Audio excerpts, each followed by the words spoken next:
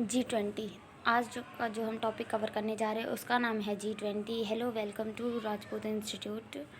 हम आज आपको जो टॉपिक बताने जा रहे हैं उसका नाम है G20। जैसे कि आप सबको पता है, इस बार इंडिया G20 प्रेसिडेंसी होस्ट कर रहा है और बहुत से लोगों को वो G20 का मतलब नहीं पता, पर ये पता है कि G20 इंडिया होस्ट कर रहा है इस साल।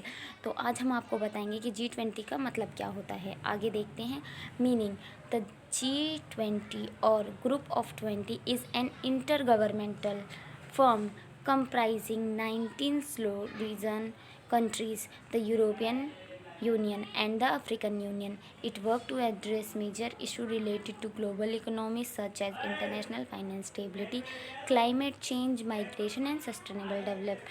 ये होने वाली ग्लोबल इकोनॉमी की दिक्कतों को और अंतर्राष्ट्रीय स्तर पर जो फाइनेंस में स्टेबिलिटी है, क्लाइमेट चेंज, वातावरण बदलाव होते रहते हैं, कृषि के ऊपर और बाकी जितनी भी समस्याएं हैं उनके ऊपर बात करती है। ये एक सरकारी मंच है जहाँ पर इन सभी मुद्दों को रखा जाता है और उनके बारे में डिस्कशन किया जाता है। आगे हम देखेंगे कि G20 में टोटल कंट्री कौन कौन सी होती हैं। G20 के जो मेंबर्स की कंट्रीज़ हैं वो कौन कौन सी हैं। Argentina, Australia, Brazil, Canada, China, France, Germany, India, Indonesia, Italy, Japan, republic of Korea, Mexico, Russia, Saudi Arab, South Africa, तुर्की, united kingdom and the state Africa union and European union. अब आगे देखते हैं कि G20 के flag कौन कौन से हैं। तो ये सभी जितने भी हैं G20 के समिट के अंदर आने वाली जितनी भी कंट्रियां हैं उनके फ्लैग विद उनके नेम। अब हम आगे देखेंगे G7। What is G7? तो किसी भी ग्रुप को बनने की स्टार्टिंग छोटे से ही होती है। पहले G1 बना, 2 बना, 3 बना, उसी तरह G7 बना।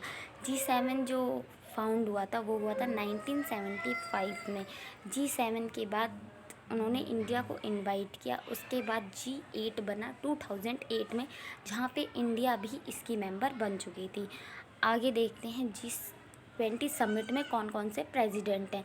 ये सारे प्राइम मिनिस्टर्स हैं जो G20 समिट में आए थे इंडिया में। 9 सितंबर और 10 सितंबर को इनकी मीटिंग हुई थी दिल्ली में। आगे है हेडक्वार्टर एंड चेयरपर्सन। जैसे कि आप सबको पता है G20 का कोई भी एक प्रॉपर हेडक्वार्टर नहीं है। जो उसका चेयर है वो हर साल रोटेट होता रहता है। और जो होस्ट कंट्री प्रीवियस थी, अब and the future. The previous host country is Indonesia, India present में होस्ट कर रही है, एंड ब्राज़ील जो कि अपकमिंग होस्ट करेगी। और आपको एक और बात बताती हूँ, ये तीनों ही कंट्रियाँ developing country. This is the best opportunity for the thrice of the countries to represent herself. And also आपको पता है कि इंडोनेशिया ने अपने आप को रिप्रेजेंट कर दिया है, इंडिया अब रिप्रेजेंट करेगी एंड ब्राज़ील अपकमिंग रिप्रेजेंट करेगी।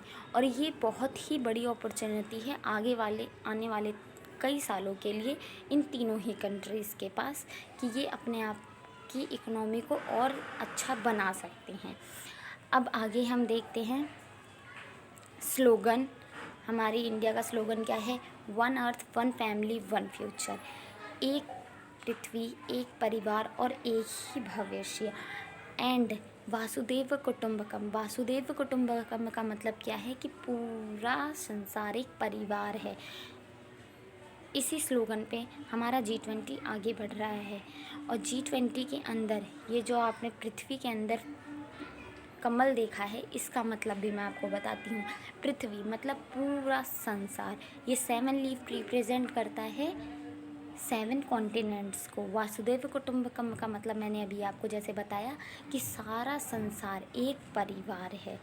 और आपको पता है ये G20 जो 20 की 20 कंट्रियां हैं, ये पूरे पॉपुलेशन का 2/3, टोटल GDP का 85% एंड ग्लोबल ट्रेड का 75% रिप्रेजेंट करती हैं। ये पूरी 20 कंट्रियों का डाटा है।